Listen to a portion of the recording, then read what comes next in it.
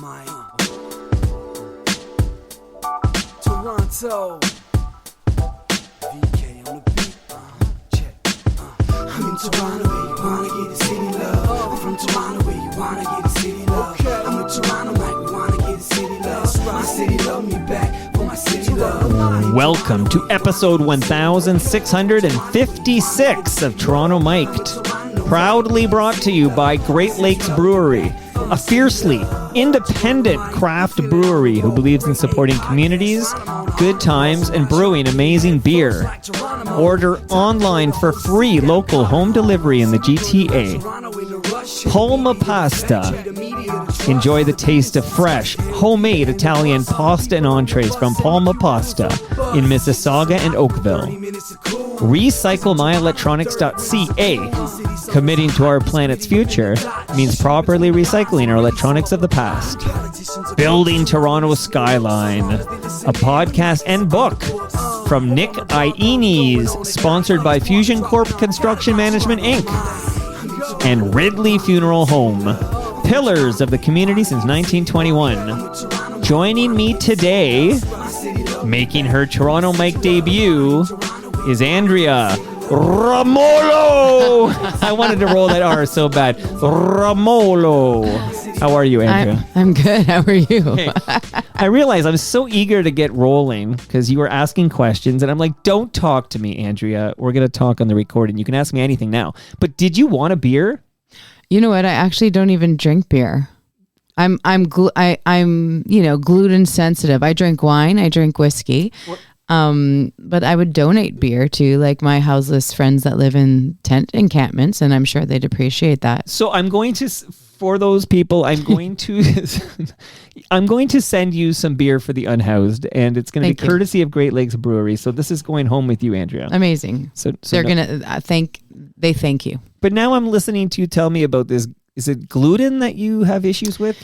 Well, no, I eat a lot of bread. I mean, I'm Italian, right? Okay. Like you said, Palma. I've not heard of Palmas, and I'm so excited to try their pasta. Is it a lasagna? It is a lasagna. Lasagna It's in my freezer right now. Oh gosh, I can't even wait. You will give me a full review. Oh. Ramolo. I want a full review. Can I correct the pronunciation? It's actually Ramolo. So Ramolo. Everyone puts the accent in the wrong spot. Even Italians do. I don't think it's a very typical Italian last name. Speaking of Italians, Palma Pasta is owned by the Petrucci family, named after the matriarch Palma Petrucci. Today, I went to not Ridley Funeral Home, a different funeral home, to pay my respects. Palma passed away last week. Oh my goodness. 96 years old. Oh my God, what a beautiful life. And she made a beautiful lasagna. So it's her and her husband built Palma Pasta. They're in Mississauga and Oakville, so maybe if you don't get out to the West End, you haven't heard of Palma Pasta. I should cover them. I run an Italian blog on the side called The Vintage Italian. I'm going to promote their lasagna. So I want a full review, and I want to read about it on, what's the name of the blog? The Vintage Italian. I will be I'll be subscribing to your RSS feed. I want to see when this get written about. And I want you to come out, like, you're now an FOTM, friend of Toronto Mic. When I have an event, I'm going to have an event there in, like, it's going to be like late November or early December. I'm going to have a TMLX event. That's a Toronto Mic listener experience at Palma's Kitchen. Free event, you get free pasta. I want you to be there. I would love to. That sounds right up my alley. And on June 26th, which is coming up in only a few months, we're going to be at Great Lakes Brewery. I know you don't drink beer, but we'll get you a pop or something and hang out with us and have some more free Palma Pasta at this event. You're invited. Thank you. All these invitations, all these gifts. I didn't even do anything yet. And I mentioned Ridley Funeral Home, a measuring tape for you, Andrea. Okay, good. I thought you were going to, give me a free spot in the casket. I'm not ready for that yet.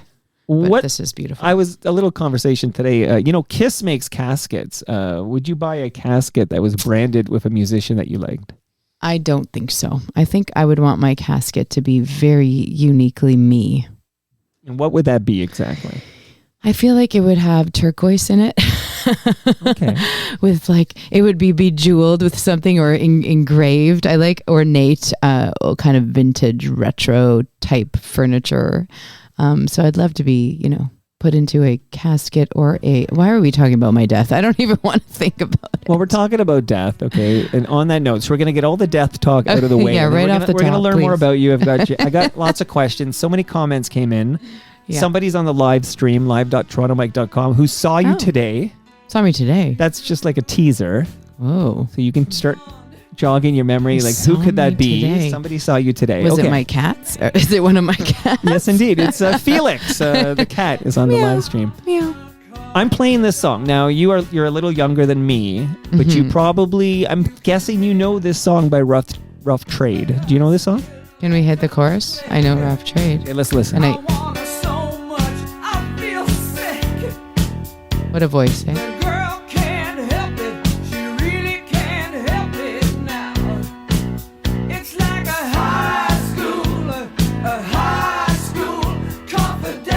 Oh, yes, of course.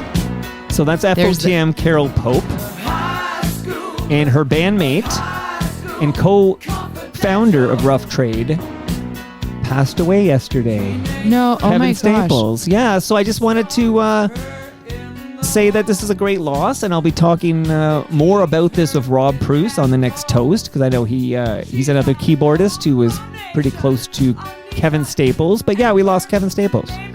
You know, there's a lot.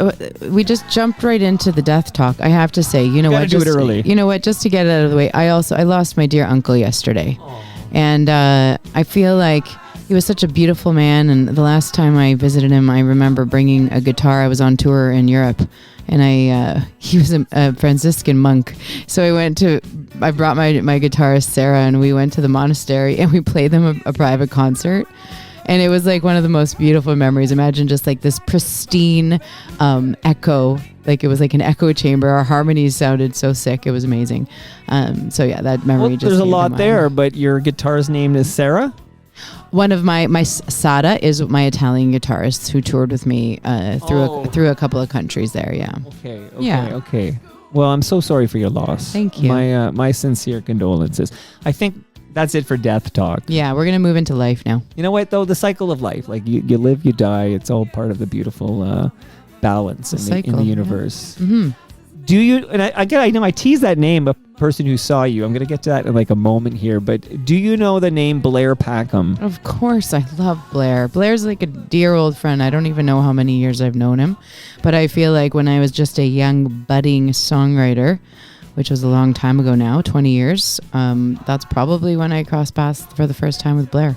And I've worked alongside of him quite a bit. He brings me on for his song studio workshops where I get to mentor alongside people like Ron Sexsmith and, Andy Ron Stachansky. Sexsmith. Yes. Andy Stook. Of course, these are great names. Drop as many names as you can in this episode. I want to. I will. I know everybody you're hanging with. Yeah. Well, Blair and he just does a great thing. He's a great musician. He's a great friend. You know, we've shared many heart to hearts.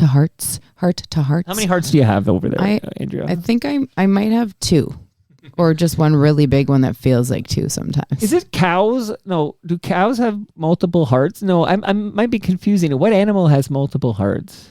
I've never even heard of this. Do any? I never paid attention in science Maybe class. cows have multiple stomachs. Can somebody fact check this for me on the live stream? Who's got multiple organs going on there? Well, the reason I brought up Blair Packham is because he's like, you got to have Andrea. Now I'm going to butcher it, but I'm going to try hard. Okay, give me a moment here. Ramolo. No. Almost Ramolo. Let's do the Canadianized way. Ramolo. He says, you got to get Andrea on the program. I'm just going to call you Andrea for now. that's You're fine. like Cher, Madonna. You Just don't say, need- hey you. Hey you. Hey you. Hey you. Hey you. Shout out to the Chuck the security guard. Okay. So, and you're way too young for that one because I'm too young for that one. But I am going to just start off with the nicest note I got from Blair about you, where he says you have, and it's funny we talked about how many hearts do you have, because he wrote me and said, ask Andrea about her gigantic heart. Aw. And how she manages to navigate in a world that is so cruel. Again, I'm not kidding. She has, and I hope this isn't like No, I'm getting enlarged teary, heart I'm syndrome getting or something. teary-eyed. It's nice. She has a gigantic heart that has seemed to only grow over the last 10 years that I've known her. And I've known her only really vaguely, but I like her very, very much. And I think she's an excellent person. you got a giant heart on you. Wow. Why That's does Blair nice. write that? Tell me what's going on. I don't know. Maybe he sees my giant heart in my work, I guess, and what I am passionate about.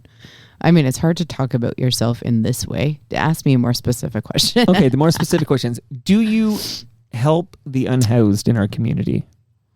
I mean, yes. So one of my newer projects or my newer callings, I guess, it's more of a calling. It started off as an idea for a project. So I've been I started off as a dancer. Then I went to theater school and I was an actor. Then I became a musician when my mom had her first of 3 cancers. I learned how to play the guitar and I taught myself how to heal through music. So I put out my first record out of the 8 in 2007 or something around there. Hit the road, bought a van, lived in it for 3 years.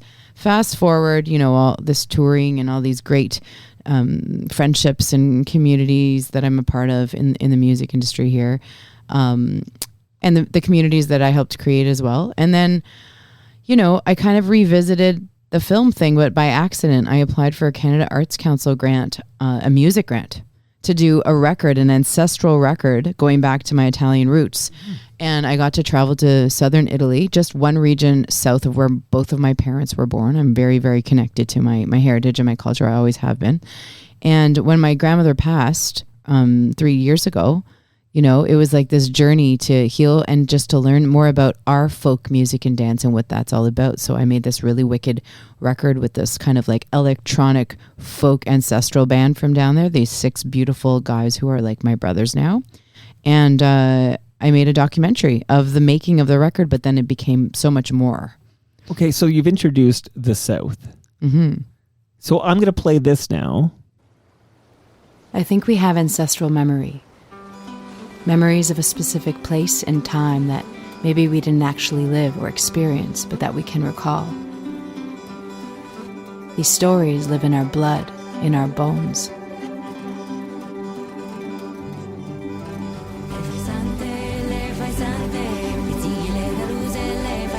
I met the band Kalashima in 2019.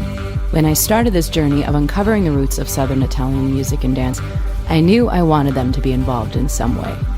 So we decided to make an album.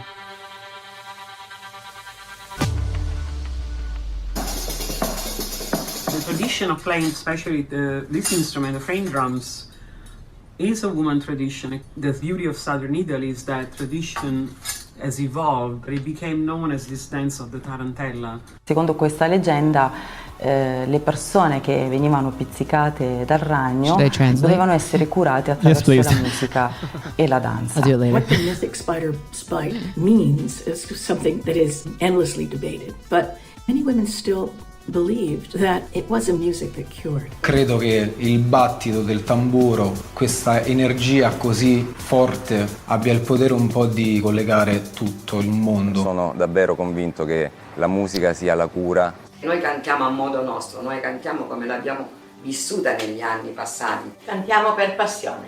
Per passione. Terra tua, terra mia, sai d'incanto e di magia. Terra tua, terra mia, io ti sento forte ancora. La musica è capace di cambiare il nostro umore in meglio, in peggio, e quindi sì, in questo senso credo che la musica non possa essere una cura, ma è sicuramente la cura. La cura, the cure. Music is the cure. Okay, so you've introduced this out. This is a film. This is a documentary film, a feature film, and it turned out a lot more beautiful than I could have imagined, and things just fell together. I met local elders that spoke on my doc. I met local dancers, professional dancers that are part of some of the biggest traditional dance companies, other musicians, and it was this huge journey. I remember getting on the plane at the Rome airport, the Fiumicino, to come back home after 2 weeks of just being in the South, and we shot every day and recorded the record simultaneously. Like, it was like full on, and I didn't sleep or eat or do anything except that for 2 weeks, and I just gushed. Like, I just exploded with emotion because it was the most intense project I've ever kind of carried myself. And yeah, it won the 45th annual Canadian Ethnic Media Award for Best Documentary. That's a big deal. Yeah, it is. You know what? I was like, okay. I mean, maybe nobody else applied. It's fine. And it's presently being... I'm pretty sure Stu Stone, my guest on Wednesday, applied for that award. He applied the exact one, yeah. And it's over at Amazon Prime right now in Italy. Like, it's being streamed there. But from that, I think what happened is it kind of gave me the confidence to go back to my film and theater background and kind of amalgamate all of these storytelling art forms that I love to express with. Because now it's just like, okay, I want to tell stories with music and film and dance. And this is where I get confused. You're doing so many things so wonderfully, but I think, okay, Andrea is a singer-songwriter. Mm-hmm. And this story includes Jake Gold, and there's a whole bunch of other characters we're going to introduce, and I'm going to play music. But you're now a film director, so have you made like a pivot here in your professional life? Yeah, like something's sinking in. A lot of my music friends and ex-bandmates and all that, everyone's like rooting for me. So I mean, you brought up the houseless crisis, that's right. That's so how we got started here. there, yeah, and we kind of went backwards, and it's like a Tarantino film. It is. I mean, we're just jumping all over the place. Before I kind of wanted to jump into this new endeavor, I directed a few music videos for friends, my own. Won a few music video awards. Can you name check some of the artists for whom you directed a music video? Well, my dear friend Kristen Sweetland. That was the most recent one. I also co-directed a music video with Kinney Starr, who's featured in one of my tracks called Free. And we co-directed it with, at the time, our little 8-year-old friend who's an Indigenous hoop dancer who's like become my niece. She's now 12, going on 13, and her name is Emily Ann Pitwanaquit. And we won the Canadian Independent Music Video Award that year. There it is. I love this song. We wrote this song with Hill Corcoitus, who... who's in the basement Wednesday? No, she's not. Really? That's amazing. Yeah. So she co-wrote this wild, because I haven't even promoted that one yet. Wow. There you go. Visiting Wednesday. We just performed this live 2 weeks ago at my festival for the first time ever. What's your festival called? Our Music Festival. Multi-talented son of a gun over here. Okay, let me hear a little of Free. Right. Since you name-checked it. Yeah, jumping all over the place. I gotta be on my toes today. Too many sisters have gone missing at night. Mothers and daughters, we've gotta make it right. We can't be free, 'cause we're not all free. We can't be free, 'cause we're not all free. There's violence in silence. We need our voices to come together and sing out loud now. It's the only way out, and the only way to put an end to suffering. When our brothers can't walk down the street without being left to bleed out. We can't be free, 'cause we're not all free. We can't be free, 'cause we're not all free. Well, I'm not just walking around town dragging ideas with me. Yeah, I got a bright mind and a few crowns. I'll share them with you, see. Well, power's more powerful, pass around. Ancestors louder when we stomp the ground. We can't be free, 'cause we're not all free. Andrea, I was only going to play 30 seconds and fade it down, but I couldn't fade it down. I was digging it. Thank you. What should I know about Kinney Starr? Oh, she's just the best. She's become a sister over the years. She was in the original 1997 Lilith Fair tour that Sarah McLachlan put on. It's funny. The 98 fair had 2 Hollies in it. I had one of them Friday. We were talking about the 98 Lilith Fair because Holly McNarland was on the bill and Holly Cole, who was sitting right there. Amazing. That's amazing. Shout out to Lilith Fair. Holly McNarland was my neighbor a few years ago. We lived in Then I'm going to ask you a question. Was one of your neighbors Patrick Pentland from Sloan? Possibly. Because he sat here earlier last week, I guess it was, and said that Holly McNarland was his neighbor. Must be. We all live in kind of like the West End of Toronto, not too far from here, Okay, well, this is where the artists are all hanging out, all the rock stars. Yeah. Holly, who I chatted with after the Holly Cole, I found her on Facebook, we chatted, has zero interest in talking about her music career. Why? What's she talking about? Her coffee shop? Not talking about anything. I invited her over to talk about life, and she didn't want to talk about music anymore. Like she seemed lovely, but she's advanced beyond that chapter in her life. She's over it. I get it. Been there, done that. Bought the T-shirt. Yeah, it's a hard road. It's not an easy road. So I want to find out about working with the unhoused people. Yes. Because and I don't mind this. I actually like let's go at it this meandering, tangenty way where I play songs related to words that you drop. Oh my gosh, this is all fun. good with that. But I'm pausing you because I realize I'm going to forget to do this. So I teased you by telling you somebody who saw you today is on the live stream, live.torontomike.com. I've been educated that he did not actually see you today, but he has seen you. And I got a tip. Like I said, Blair Packham sent me many wonderful notes about you. And one is about the fact that you teach for the TDSB.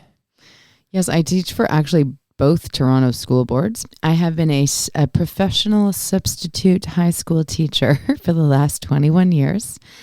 I got my degree. I knew, because I went to theater school, like I said, but I knew that I wanted to make art because I've been making art since I was like 3. Like I started dancing on stage when I was 3. So fast forward, did the good Italian girl thing, got my 2 degrees at university at York. And then I just, oh shoot. No, it's okay. It's empty. They're all empty. Thank goodness. It has saved me. Like when I got off the road, because I was living in my van, I was living on tour. You lived in your van for 3 years. Yes, and it was great. I took a note to get back to that. At this age, I don't think I'm going to sleep in my van anymore. My back hurts. I want a shower. I want a nice comfy bed. So I'm so glad I did it when I did it. But so now being home is equally as important as hitting the road and playing some really great shows. I just kind of like to pick and choose what those shows are, what my tours, like I like to sort of design what hitting the road looks like. Whereas before I would just hit the road and take anything that came my way and just built, I was a road dog. So I needed to learn. I needed to get my lessons. You're living a cool life. It was a cool, I would Can I live precariously through you? Yes. I mean, it's not as exciting now. Now it's just work. So speaking of work, this documentary, my new documentary, I'm a big heart like Blair's, claims I am. He's not. By the way, wrong. it turns out that the cows have 4 stomachs, not hearts. Oh. So I'm not going to be teaching anyone in any board. Okay. Because I'll miseducate you. Yes, please don't become a high school and don't confuse teacher. a stomach with a heart. Oh my goodness. You're probably, anyways, I was going to take a jab at some teachers, but I'm not going to. I'm going to be a good girl. I'm going to be a good girl here. So I couldn't walk outside anymore. This is when it changed for me. My Italian band from the doc, they, we've been doing some of the major Canadian music festivals each summer, and this will be the 3rd summer that they come. And last summer when they came, the number of tents that popped up just in the areas that we were driving by to set up for shows and stuff, it grew substantially. And I mean, we notice it living here, but the guys having come just the year before, only once to Toronto before, they noticed it. And they said to me, and the way that they phrased it really hit home.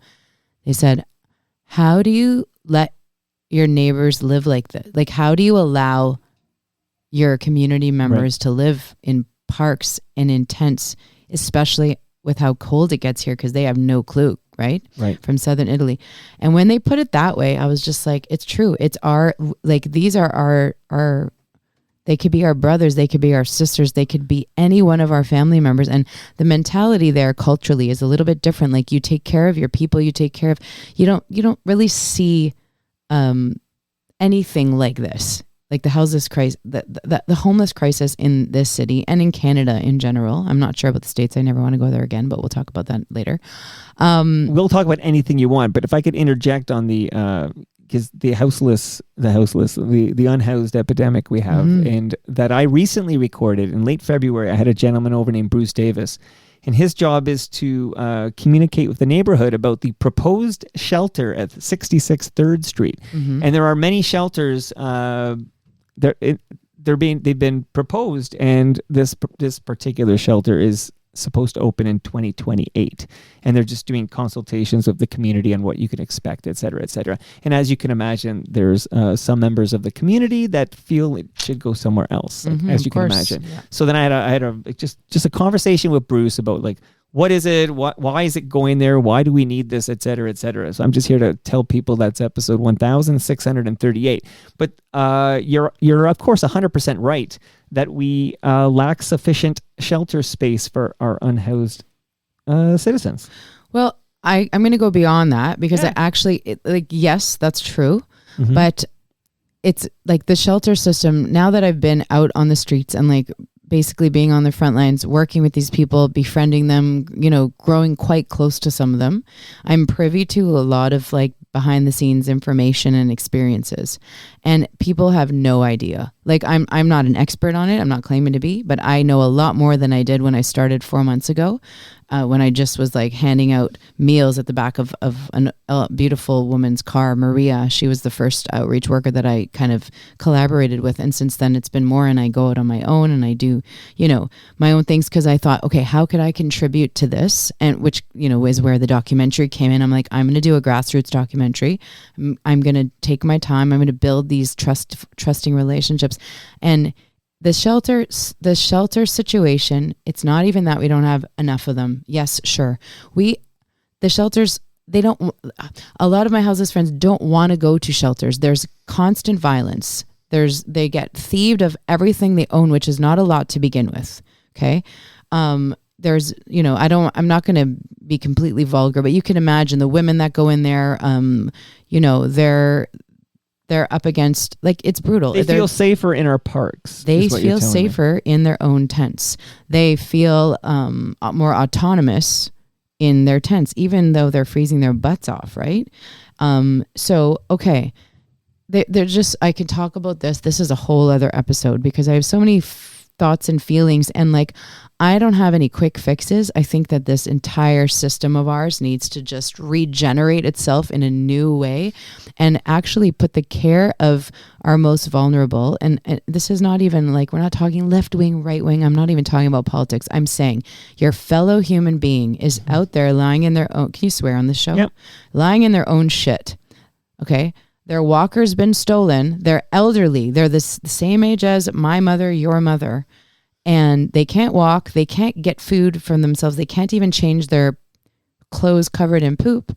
And what are they going to do? They need our help. Their situation is colored with grief. I'm going to tell you that many of the interviews I've had so far, the common thread that I have found, it's not, of course, I'm not painting this black and white picture, but every single person that has been interviewed for my documentary has either broken down or come out to me about their childhood abuse, whether that was sexual or physical.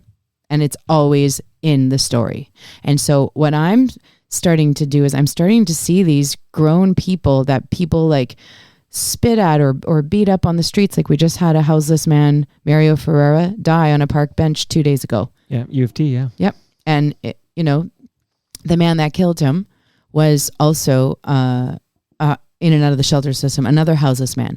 This for me, and I made a comment on a post and everyone, all the right wings are attacking me. And it's just like, the saddest part about this for me is, yes, a man has died, potentially innocent man has died unprovoked. But on the flip side, that man that beat him to death, he fell between the cracks. He obviously struggles with mental illness. He lives a life on the streets. And when you live a life on the streets, you fall in between the cracks. It's like you're less than human. Why? Like I look at these people and I'm like, I picture my mom, I picture my dad, I picture my ex-boyfriend. You know, I had a childhood boyfriend that's like on the street now. Like I feel that it could happen to any of us. And when you kind of put yourself in other people's shoes, then you start to say, hey, we can actually help each other.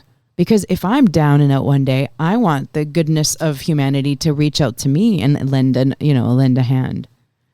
So I'm going to quote Andrew Ward, who on the live stream says, "You're a living saint doing this work. Bless you." So he writes, "Bless her." I'm saying, "Bless you." I'm with you.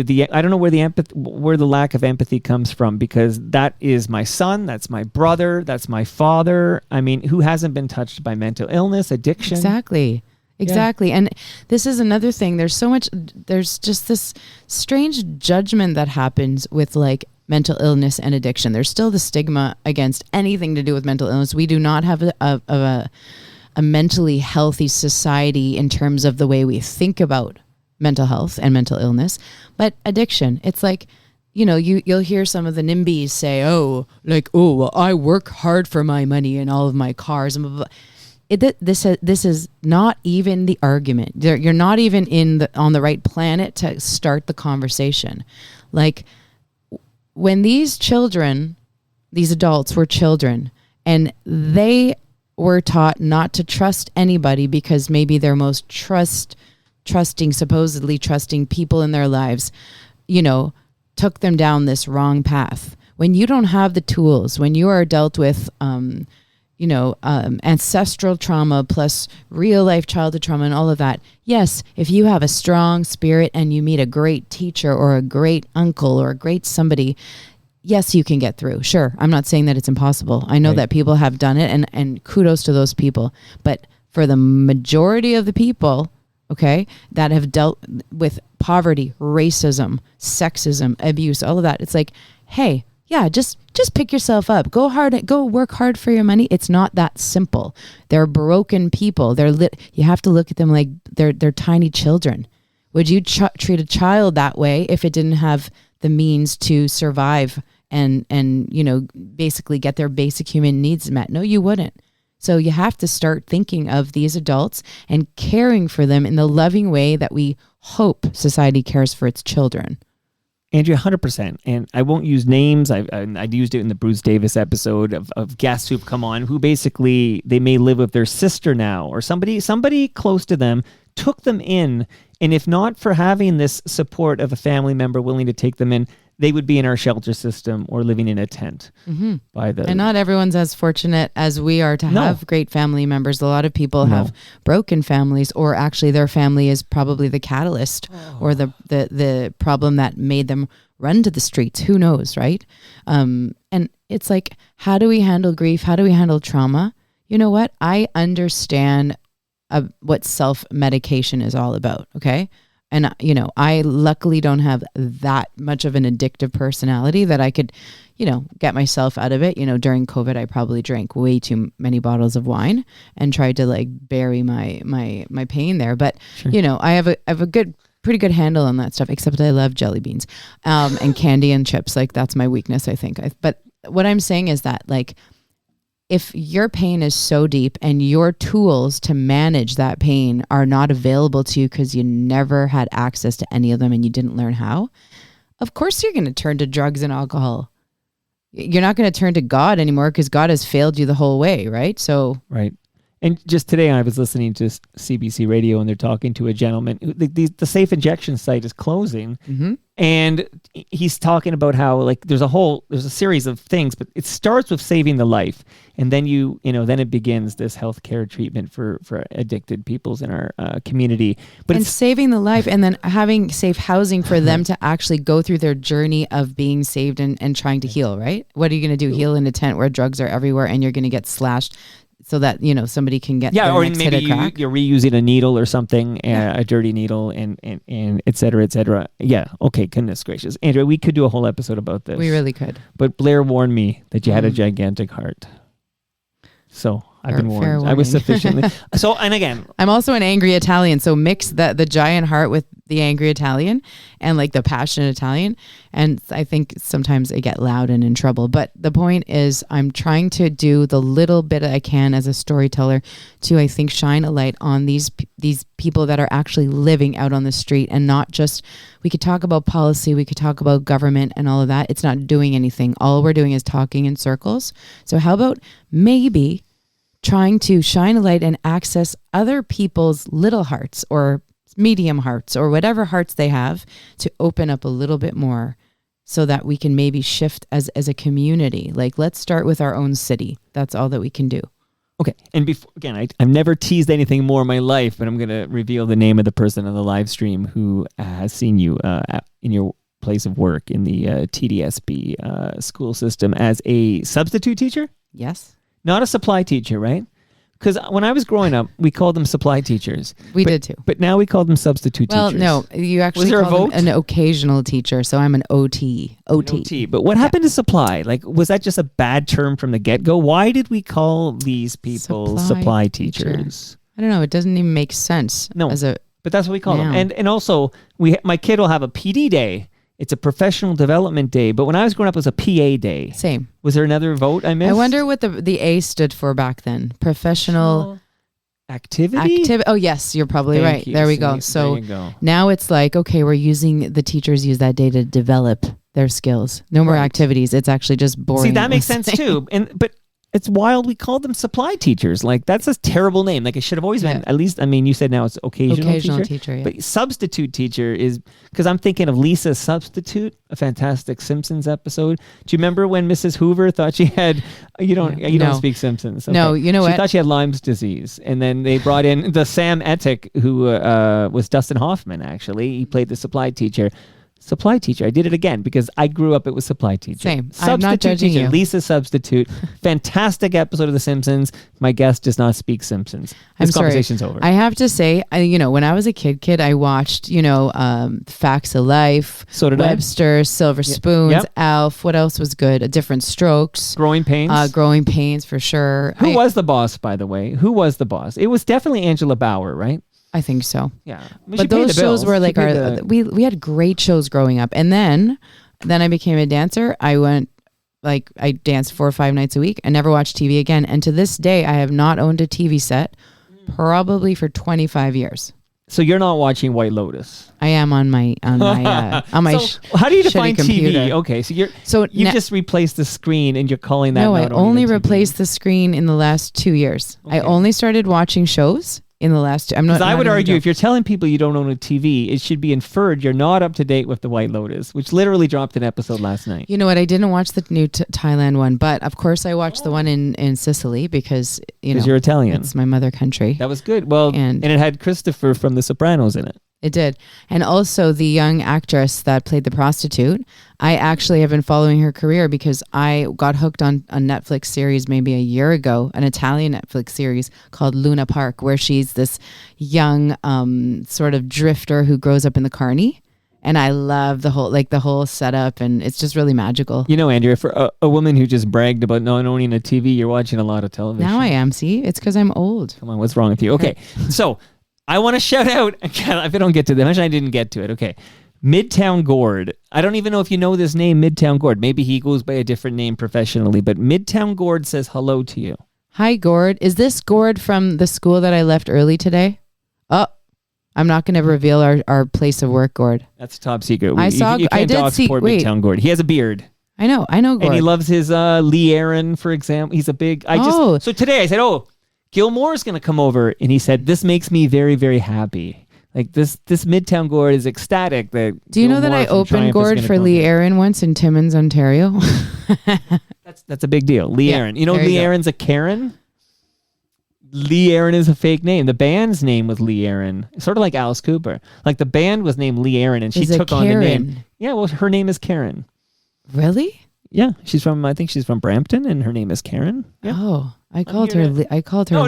Well, you can call her. I'm sure everyone calls her Lee. I don't think she'd probably think it was weird if you called her Karen. Imagine Madonna's name is not really Madonna. It is, though. I checked. I need to know who's changing their name, okay? Yeah. But Madonna Ciccone. Or changing their identity, like We won't. Madonna we won't won't mention anything. That's a lot of people. But let him stay anonymous. But yeah. Midtown Gore, not his real name. Midtown's not his real name. But okay, Madonna. Quick fun fact I dropped on Toast. How hit laden do you have to be? How prolific with hit making do you have to be to release a greatest hits and leave Billboard Hot 100 #1 songs off of your greatest hits? Is that what she did? Who's that girl? Went to #1 on the Billboard Hot 100, and she did not put it on the Immaculate Collection. Oh my gosh, I love that it's called the Immaculate Collection. Yeah. That's the best. That's the name of the Madonna greatest hits. I want to say 95 or so she drops this thing. I don't know what's got. I loved Madonna when I was a kid. She had too many hits, and she's like, oh, I don't care about that #1 hit. I'll leave that off. Leave that off. I mean, maybe there wasn't enough room for it. You make room for your #1s, but she album. obviously preferred other songs to that #1. Who's That Girl? Wow. Which is a better song than a movie. I don't know if you've seen Who's That Girl. Okay. No, I haven't. I got to get to a song because I want to cover a part of your career that we haven't really touched on yet, if that's okay with you. But this song has a slow burn off the top. I feel I should talk it up. So what I'm going to do is I'm going to tell you, or should I just be quiet and listen? This is an old song. Yeah. This is okay? Yeah, sure. Okay. I don't want to get an evil eye over there. So you're okay with older songs. What song are you playing? I want you to go to recyclemyelectronics.ca later today, Andrea, because if you have old cables, old electronics, don't throw them out.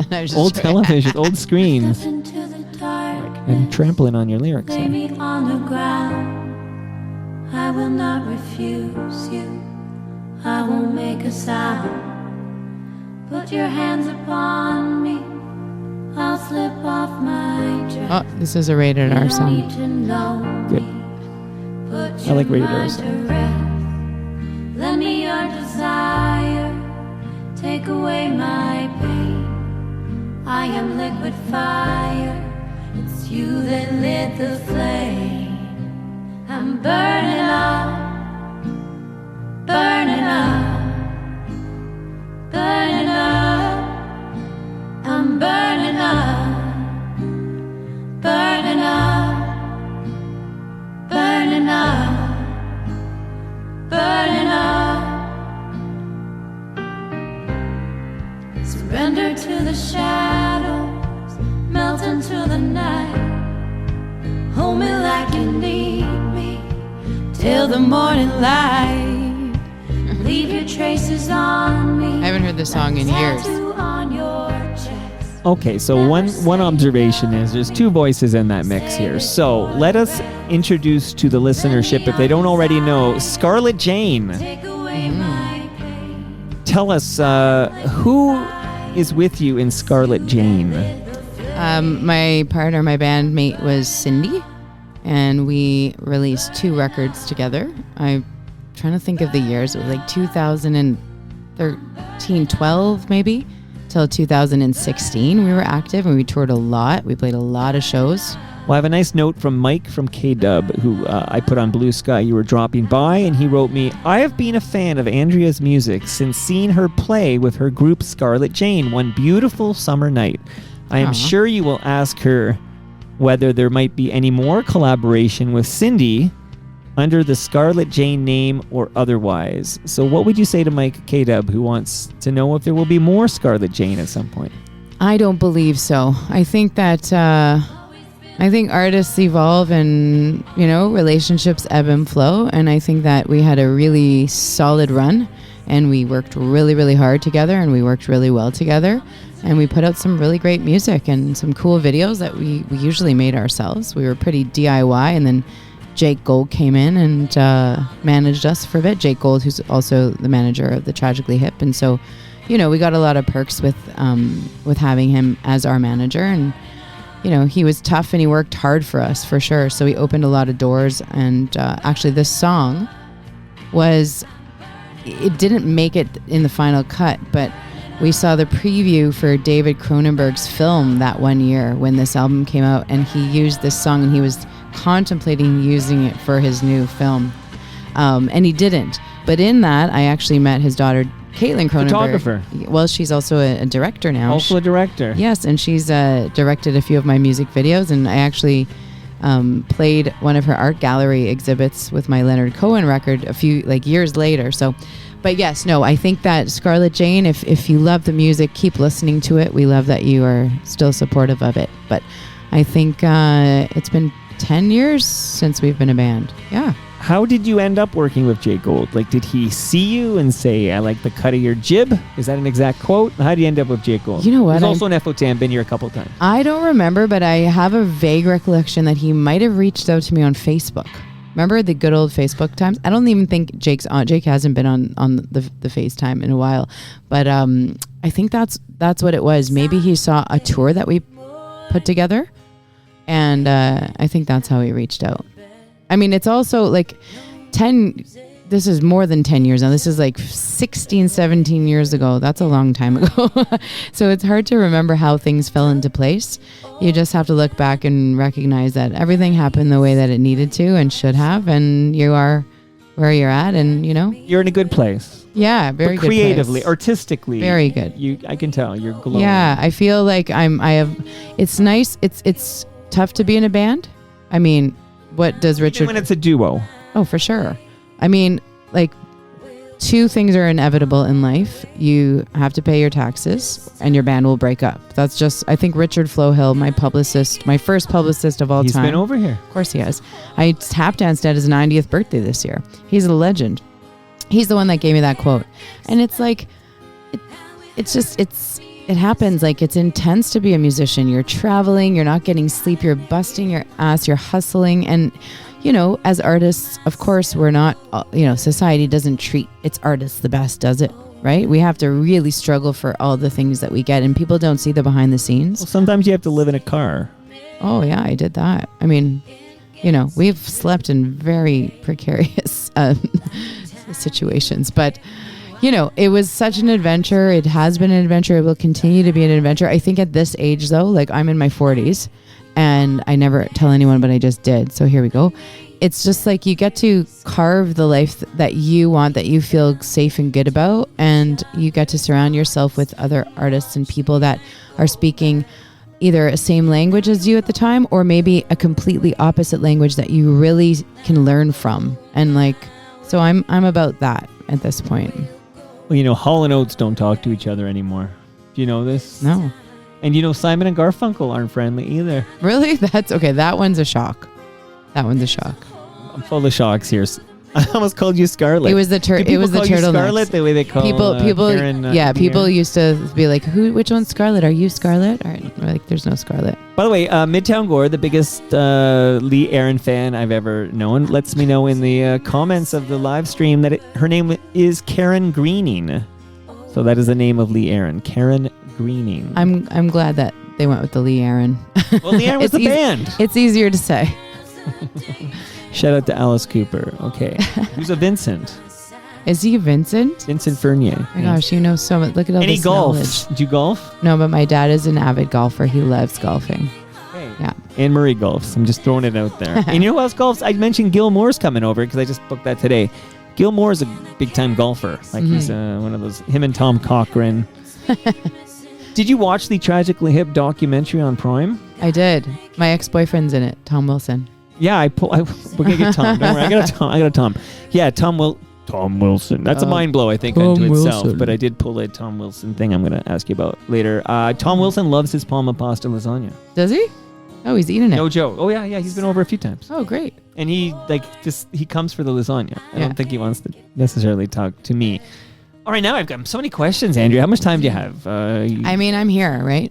You're stuck. You're my prisoner here. Is there a glass of wine somewhere? No, I'm just joking. No, I got beer though, but you don't drink beer. I have to figure that out. I should have brought some water. Well, I won't take long. I'll promise I'll keep this to 4 hours. Is that okay? That's good. That's good. I'll be falling asleep. As long as I get my beauty rest. Just joking.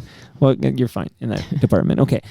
I was going to, so the documentary, a little surprising to us Canadian rock fans, is to see really how close the Hip came to breaking up. Because you mentioned how difficult it is for a band. And we always think, these guys meet in high school in Kingston, and then they're together till Gord passes away. Yeah. The doc makes it pretty clear during the Bob Rock era, as I'm now calling it, that things were they were on the verge of a breakup themselves. So just to reiterate your point there, that it's tough for a band to stay together. Well, think about how many things you have to negotiate, like your emotional lives, how they kind of clash with one another's. Then there's like the finances, there's the routing, the touring, the who's sick, who's taking over, who's picking up the slack. Like there's so much that goes into it.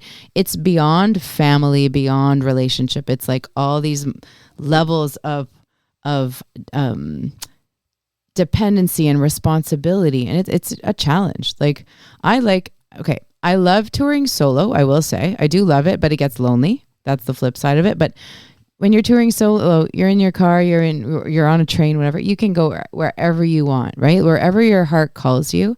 There's like no negotiating. And I think after years of negotiating, and not only in that band, but like before that, I was living in my van, but I was living in my van with, I guess he was my boyfriend at the time. He was my one-man band. And, there's that too. And who did the driving, and who's, staying up for 12 hours, getting us to Kenora from Alberta because we have to make it to the show. Like it's a lot. It's not your regular day job. Hey, let's clock in at 9 and go home at 5 and complain to the wife, right? There's a lot that goes into it. And then of course, your fans and the promoters and everything, that you want to make sure that you're spending some time with them, but it gets exhausting after you've driven all day, right? Yeah. You've flown in, then you've driven, and you're just wiped out because you've given the best you can on stage. Then there's also that nightlife part of it. And I started in the end of it, I started like hiding upstairs or in a green room. I was like, okay, I'm really tired. Have you ever seen the epic Canadian film by Bruce McDonald, Hardcore Logo? I saw it a million years ago. Actually, Bruce McDonald, I always see. He used to come by, because I used to work at the Orbit Room for 5 years. And he used to come by there all the time and live in that area. And I actually just ran into him a month ago at a coffee shop on Queen Street. And he always wears his quintessential kind of straw cowboy hat. But you know what? I don't recall a Hardcore Logo, but I did watch it. Well, yes. I've never been a musician, but that's like when I think about Canadian rock bands, in their car touring this vast country of ours, this wonderful sovereign nation of ours. Mm-hmm. Proudly independent, fiercely independent, if you will. I should put that on CNN. Fiercely independent. You want to use that? Fiercely independent. Oh, I like this song a lot. This is this was a huge record for me and moment in my life for sure. You're my stroke, my heart attack. You're my cry, you curse my dreams. You're the stitch in all my seams, down my throat and up my spine, floating in my glass of wine. Still keep coming back for more. I can't escape you. It's your way, not my way. You're here, you're everywhere.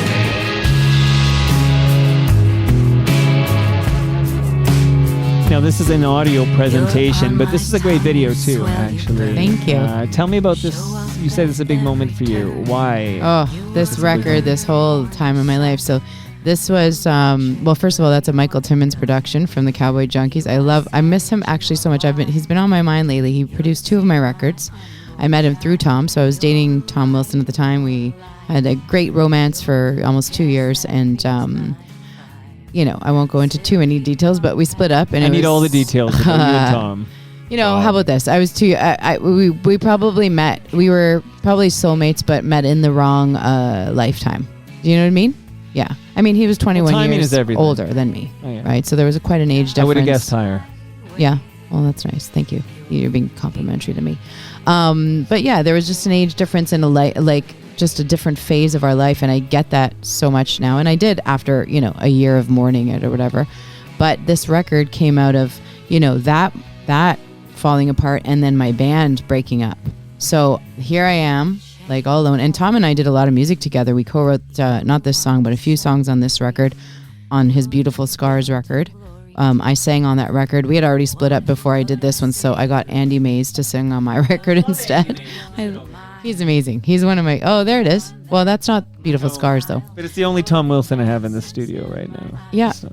I know those paintings well. I used to have a huge one that... Oh, this is going to fall again. And hung on my wall. But... I hung it on my wall. Yeah, it was... So this was the double record I did. That was like... It was the most healing I've ever felt, I think, through music. I did a kitchen table version of the 10 songs. And then I did a full band version with Michael Timmons. My friend Faye Blaze did the solo acoustic version, kind of like that Lucinda Williams kitchen table vibe. Sure. Because I wanted to offer like the raw song, just the voice and my baritone guitar. And I love these songs. I still play a lot of them in my live sets. And this was like my therapy. This was my drug. This got me through what I needed to get through. Because it was interesting because I had never kind of stood on my own. And it was such an empowering moment to claim my sound. Like, that's when I got my Dan Electro baritone, and I haven't stopped playing it since this record. Actually, I started writing the songs on Tom's Dan Electro baritone that was, growing yellow and hanging on his wall in the living room. And I was like, what is this? I've never played a type of guitar like this before. And I fell in love with the low strings, right? And the tone of it. And it just goes really well with the way that I write songs. I play with my thumb. So it's like somewhere between a bass and a guitar. Aww. Because Tom knows I love this song. Yeah. Live out of the suitcase in the Wait, is this our live recording of it? Washing the restroom. Where we were at the cottage. Get my I love this song too. meals from the Taco Bell. Eating parking lots. Do you know who he co-wrote it with?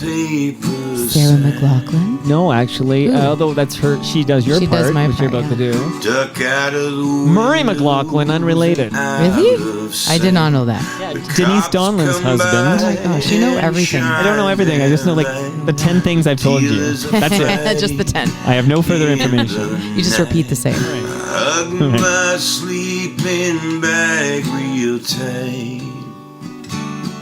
Oh God, I don't know what to expect here. I live in a car that doesn't go nowhere. It's one short step to a shopping cart in a twilight world that has no heart.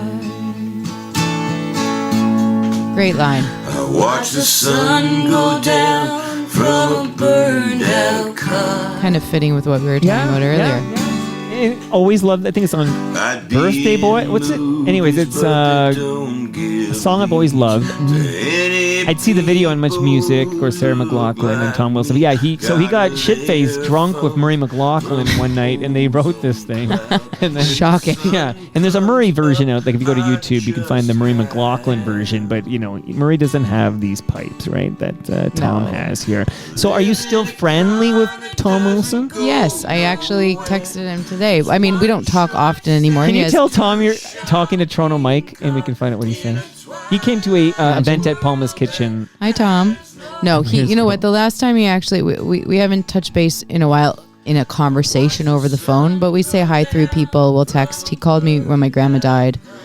He checks in. We check in once in a while. But I mean, he has a beautiful, he found a beautiful partner right after me, which is like, I think she's a sunshine in his life. And, and I moved on and I, dated my Italian boyfriend and, Is that Tom right there? I saw it light up. Is that Tom? Let me see. No, I don't think so. I heard you're on Toronto Mike. Imagine. No. Actually, that's nobody. It's just like... We don't have time for him. The news and the socials and all of the depressing things going on in the world. Did you see his musical about Beautiful Scars? No, I wanted to go with my mom, but I couldn't make it. There was like one day we could have gone, and I just didn't go. Okay, but I heard it was great. Lots of friends went. Yeah, absolutely. I mean, when Dave Hodge comes to your event, it's a big deal. Yeah, for sure. Okay, that's a big fucking deal. Yeah. So, okay. No, yeah, I love that, this like the whole thing about like his story, his identity. We were going through that. Like he was going through that in our relationship. So, I was going to ask you what years we're talking about. Well, I was like, as he calls me in his book, the pushy Italian girlfriend who kept on nagging him to tell Janie that he knew that she was his mom. So that's kind of what happened. Like it was, I don't know if it was his 50th birthday. I forget how many years ago. It was a big birthday. Yeah. A monumental one. And we had a barbecue with the family in the backyard. And then he drove her home. And that's when like they had the conversation. And, you know, from that moment, I mean, that's like heavy duty, right? Like your entire life is flipped upside down. He thought he was a big sweaty Irishman. Yeah. And he finds out he's a big sweaty Mohawk man. Big puffy Irishman, he says. Yeah, a big puffy Irishman. Yeah. So, I mean, I'm proud of him. I love that he's using his art and his voice to continue to like claim and be strong, like strongly claim his identity. And, you know, we already kind of saw his identity come out through his work and through his paintings and through his voice and all of that. But now it's just, you know, I'm sure that he's more at ease with it, or I hope that he is anyway. What a life you've lived. I can't believe you're only in your 40s. You've had such a life. I'm going to be 45. It's a big year. I'm going to go to Italy for my birthday. Okay, what part of Italy? I'm going to go to the south. I'm going to go to the north as well. You made a film about it. You got to go to the south. Yeah, I'm going to visit family. I was asked to adjudicate a film festival near my hometown, and they're going to screen my 2 new shorts, my short films. So I'm going to go there, do the red carpet. It's going to be fun. The Italian band, they might come up to my hometown to play a big feast, like a big festival. And I'm going to actually go up and visit my ex-boyfriend that came after Tom, who lives in Venice now. We're still friends, so go hang out with him and his friends. Get in a gondola with that guy. Well, it's not that kind of vibe anymore. He's more like my brother now, but yes, we can get in. You can still get in a gondola with them. Yeah, for sure. Your brother. Now, okay, so you referenced our music festival. Can you tell me what that is? We kind of let it go really quickly, but so our music festival, I don't know. I guess me and my friends during COVID, we had this great group of check-ins. Like Madison Violet was on it, Sarah McDougall, Sarah Slean, Hill was on it, Hill Krakortis, Amanda Rium. I mean, do you have a message for Hill? Like Hi, you Hill. can say it now, and I'll cut it out. I want to tell her that I'm so proud of her and she's kicking ass, and I love the soccer theme that she did for FIFA. And now, Mike, I want you to play that theme. Yeah, I heard it. I actually heard it on the radio. Cool. After I booked Hill, I heard it on the radio, believe it or not. And then it all came together in this perfect storm here. She's just so brilliant. And I started watching Hill when she was 19. She was underage on stage. When I worked at the Orbit Room, she would come to the Orbit Room with Tara Sloan. They were good friends. Tara's a good friend of mine too. We're both Virgos. Okay. And I remember seeing little baby Hill killing it, just slaying on her guitar, probably 18 years old, maybe 17. At the Elma Combo, the old Elma Combo, when the stage was risen and you just walked into that room. Yeah, exactly. And gosh, she was so good. She's so talented, but you know, she's a mastermind, and I love that she's getting the accolades that she deserves, and especially as a woman, you know, in tech, like as a producer, as an engineer, she's paving the way for so many other young female and non-binary people. It's like incredible what she's doing, and so what a trailblazer. Tell her that I love her.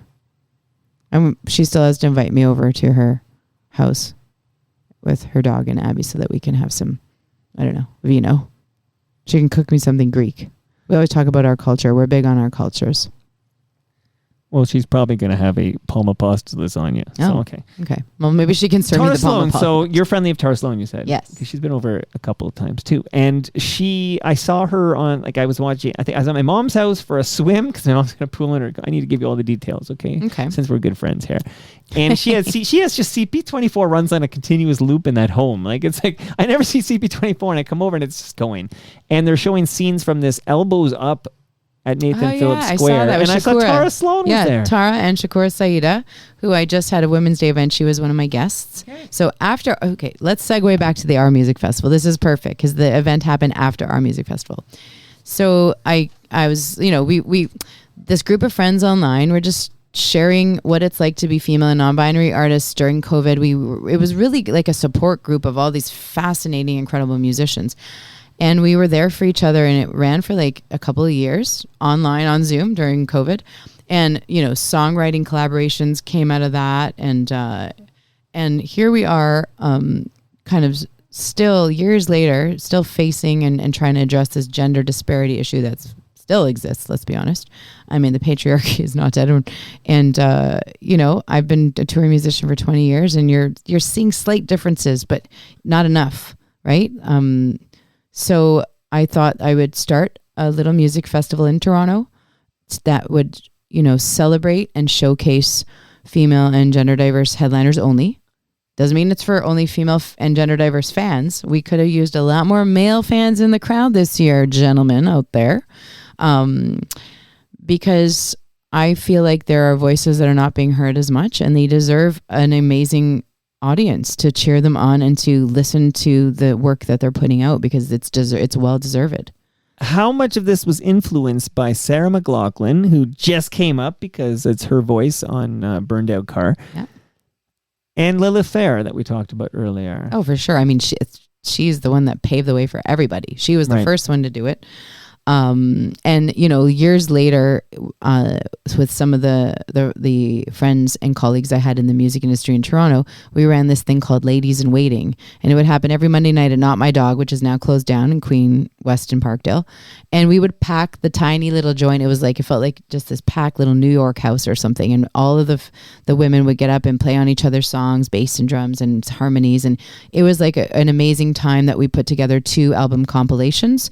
We gathered some female artists from across the country, and we threw a big event at Lula Lounge, a couple of big events, and so that was like the seeds planted.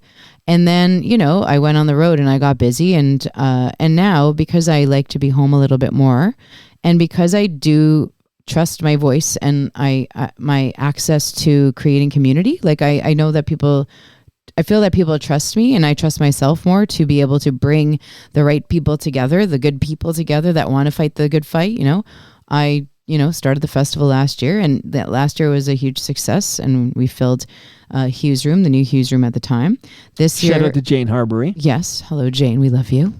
I do love Jane. And then this year I wanted to expand because, it was such a great turnout. And this year we held it at the Great Hall, which is a gorgeous venue, but the numbers, the ticket sales were not there. And my heart broke for these artists because they deserved 480 people in the crowd, So I am not going to give up, because it was their moments and were just magical. The people that were there, they just they couldn't believe that so many people missed an incredible evening of music, and so many people became new fans to a lot of these artists that they had never heard of. Kenny Starr played. We did our free song live with Emily Ann on hoop dancing. It was just really fun to do that together for the first time. I had Chris Dirksen play. Chris is a Cree cellist who I think Carnegie Hall, she did her debut recently. She plays with all the orchestras and she's incredible. And I've been watching her play I met her once in northern BC when I was living out in my van, and I remember being blown away then. So full circle, I got to have her back. Lala Noel, who's Kyla Charter, who sings with Asanabi Evans, lead, backup singer there. And she actually collaborated and co-wrote his Juno Award-winning record and his new record with him. So she's his main collaborator. So she is a gorgeous solo artist. She just was ethereal and took us to another universe. And I mean, there were so many artists. Irene Torres, a Peruvian jazz artist. I had Sarah McDougall, who is one of my best friends and produced my Quarantine Dream record. Irene Torres, I feel like this is a James B connection. Yes, James B. I also know James B. There's very the well. James B stable. Yeah, I know. I used to go sailing with James B. Okay. When I was young and cool. I can't imagine what was happening on that boat. We just got silly, listened to some really great music. I fell in love with jazz through James B. I grew up listening to jazz music because I had to dance to it. Keep going. I'm going to find my Look People. Oh my God, no way. Yeah. No, James is an old friend. Oh, it's right there. Let me see. There you go. Would you consider James B to be a famous person? I think so. All right, here's a mind blow for you. You probably know this. Everyone knows this except me, and then I need to point it out. But Clayton Tyson. Do you know who Clayton's parents are? No, who? Ian and Sylvia Tyson. No way. Really? Isn't that wild? That is wild. 4 strong winds. Look at this design. And Sylvia's still with us. Ian's passed on, but 4 strong winds might be might be our anthem. Huh?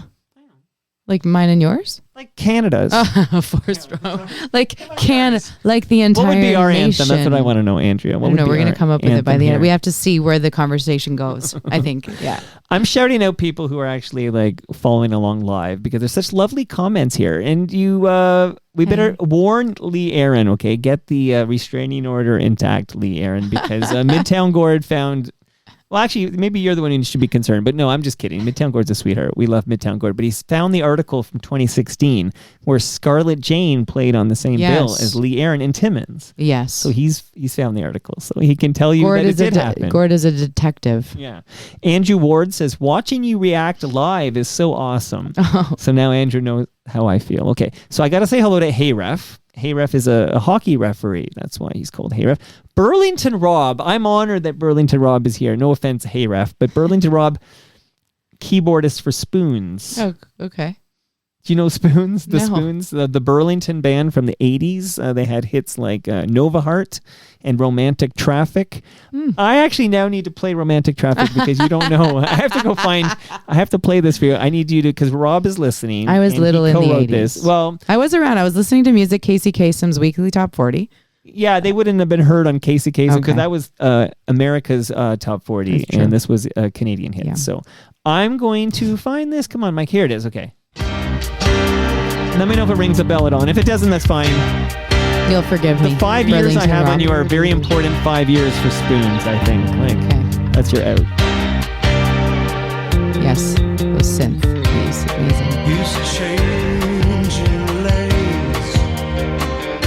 It's not ringing a bell for her, Rob. I'm sorry. Nope, she doesn't know it. But it brings me right to the 80s and I like it. That's good because Bruce co-wrote this with Gord Depp, who is the frontman for Spoons. I thought you said you only knew 10 things. I think a few. That's 11. Yeah, well, I think there was another. Yeah. You want to say anything? Hold on. You'll pick it up quick. Ready? Hold on.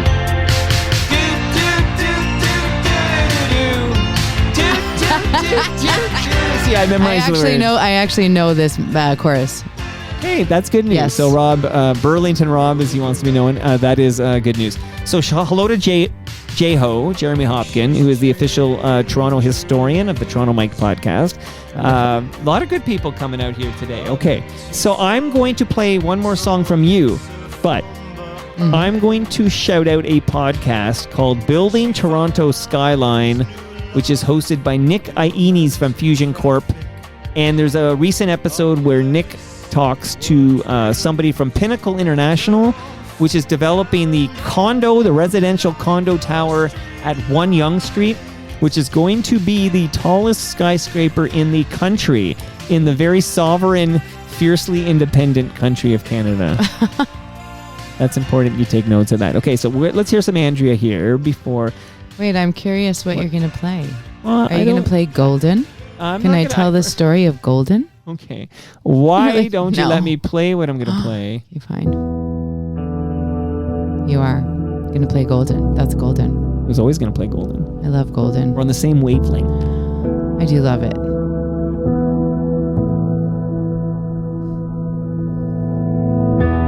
Tell me there's nothing between us. Tell me that you never think of me at all. Tell me that I'm making things up in my head like I always do. Tell me there's nothing between us. And the days go by,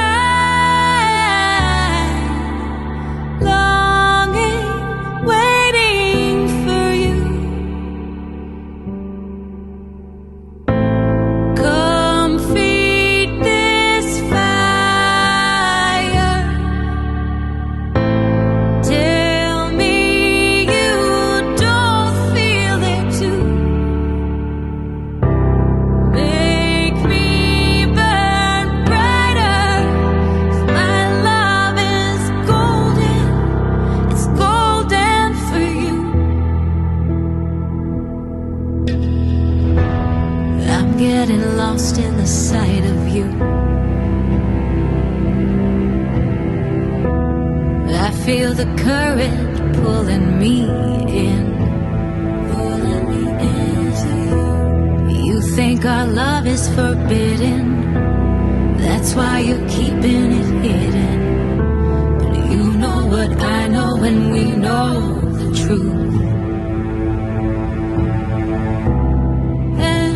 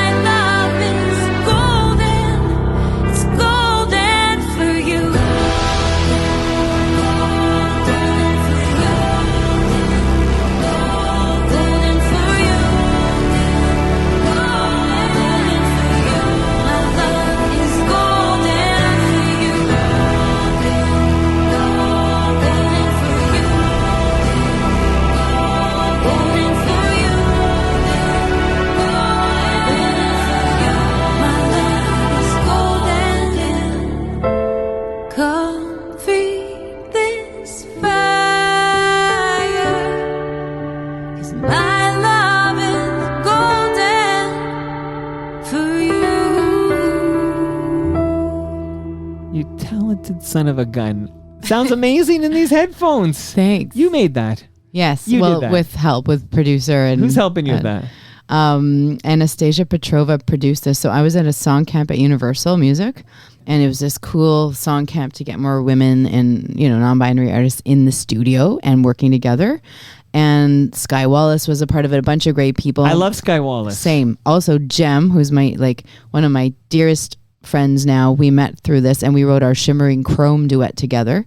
So out of that song camp came my friendship with Jem, who also is a solo artist but plays keys with me. So we've toured together since. Our duet, and then this song, which opened the Paris Olympic Games on CBC TV.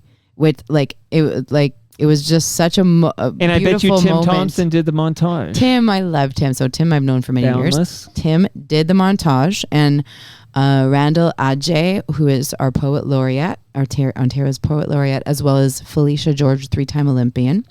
They did this spoken word, beautiful piece together. I remember this. I'm a big Olympics head. Yeah. And so, and that opened, and Andy Petrillo, who was giving the news, her and I went to high school together, and we used to do drama skits together. So she messaged me. She's like, I can't believe this is your song. Can I show your high school yearbook photo on the the opening coverage? I'm like, I guess. And they showed like the most hideous photos of us when we were like 14. I assign you homework? Can you ask Andy if she'll come on Toronto Mike? Sure. I want Andy Petrillo on Toronto Mike. I see her do the Prime. There's a hockey game Monday nights on Prime, and she's doing that. And she's, like I said, she's all over the soccer stuff. And the Olympics she was made for that. Like as a kid, you knew that that's what she was going to do. And I think she even said to me, she probably knew enjoy that some Palma pasta. Yeah. I would. You know what? I will text her after. Okay, that's your assignment. We're off the thing. Okay, beautiful. Okay, we're going to get Andy Petrillo here in the basement. Yeah, Tim Thompson just put together a Canada thing that went viral in this country. Yeah, it was so beautiful. that's how I want to close. So before, I've been knocking down this beer. I'm so excited to have you here. So I need you to tell me what exactly, where can we see you perform live? What are the active projects? Like what's coming down the pipe? Do that now. I need to know all these. I mean, live, I'm making films right now, so I'm working on my next short as well as this documentary on the houseless crisis. Right, so do we have a name for the houseless crisis? Well, there's a working name. It's probably going to change based on all the findings that I'm discovering as I'm chatting with these beautiful people. Right now it's called A World So Cold. There is a GoFundMe because I am paying the interviewees when I speak to them. And, tell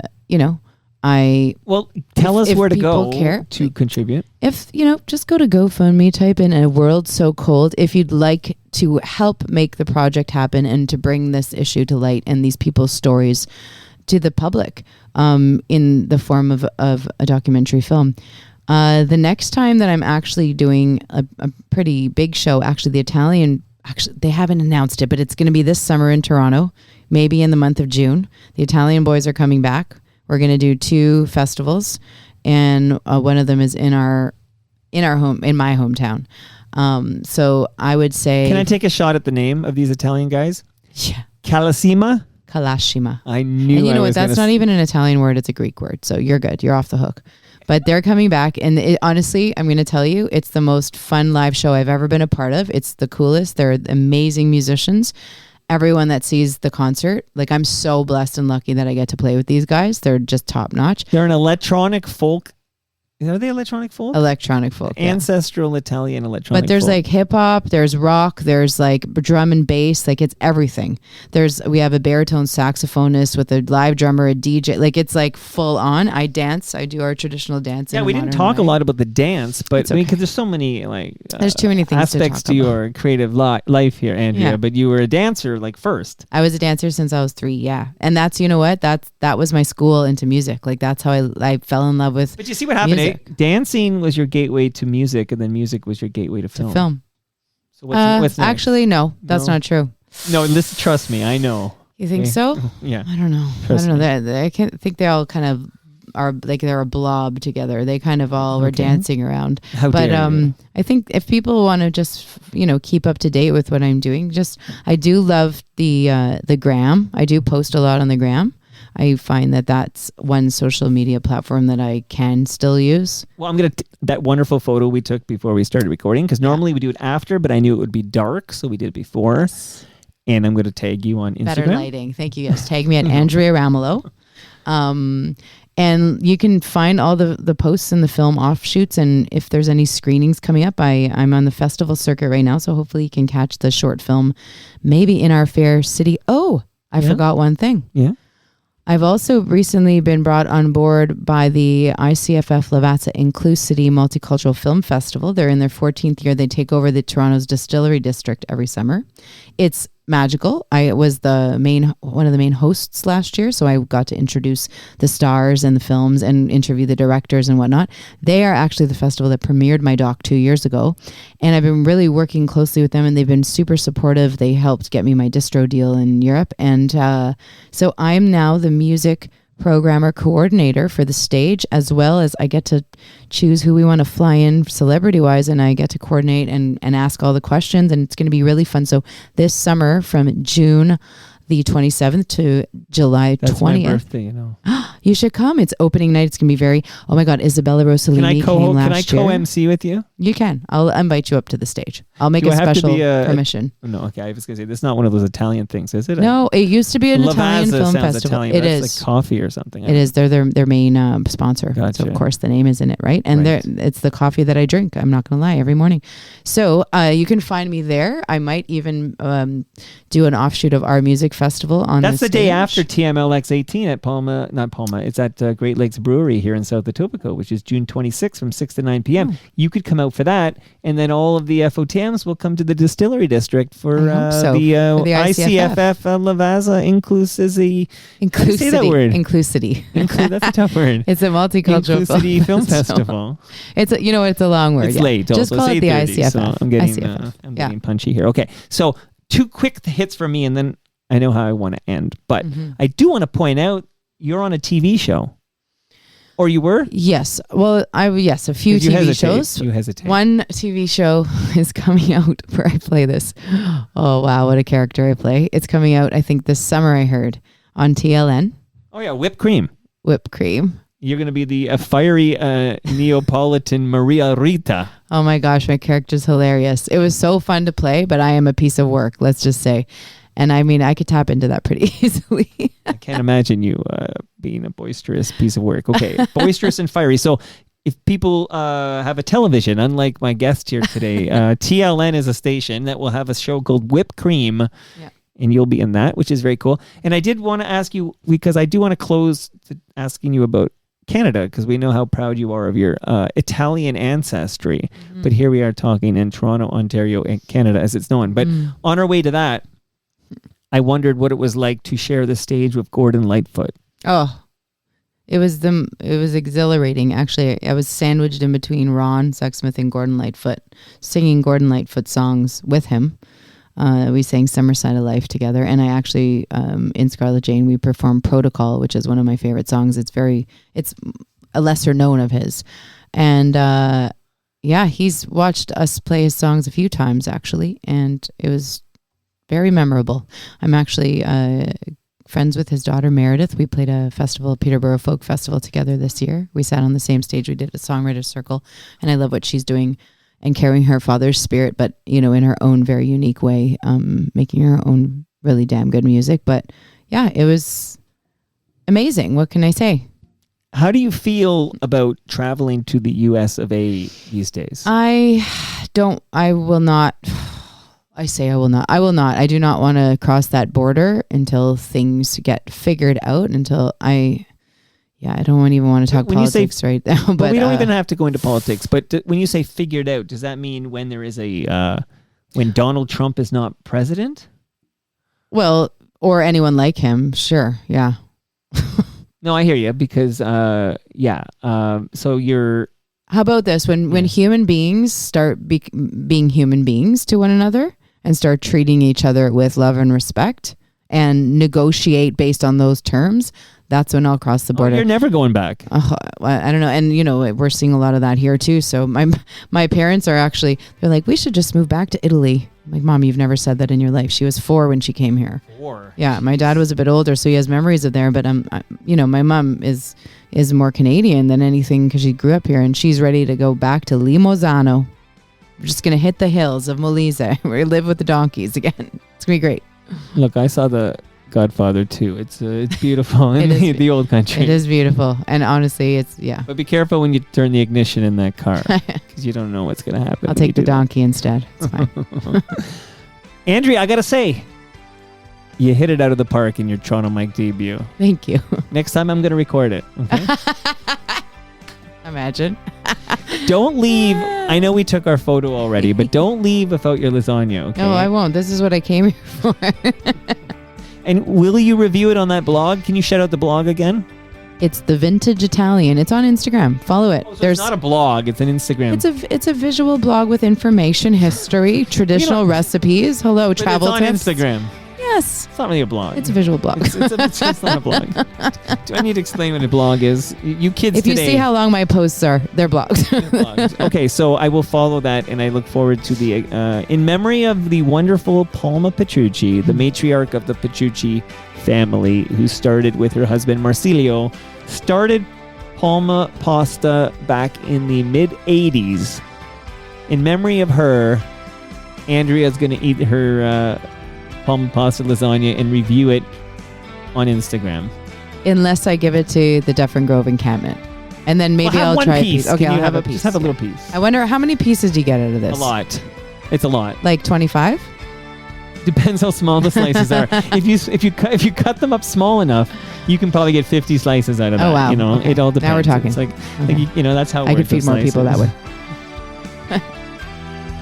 In this cover of Rosie and Gray, which is a Lowest of the Low song, I met Skye Wallace because she opened up for Lowest of the Low. Yeah. And then Ron Hawkins says, you need to talk to this woman. And I said, send her over. Cool. Just like Blair said, you need to talk to this Andrea woman with giant hearts. the two of them. Both hearts are pretty big as far as I can tell.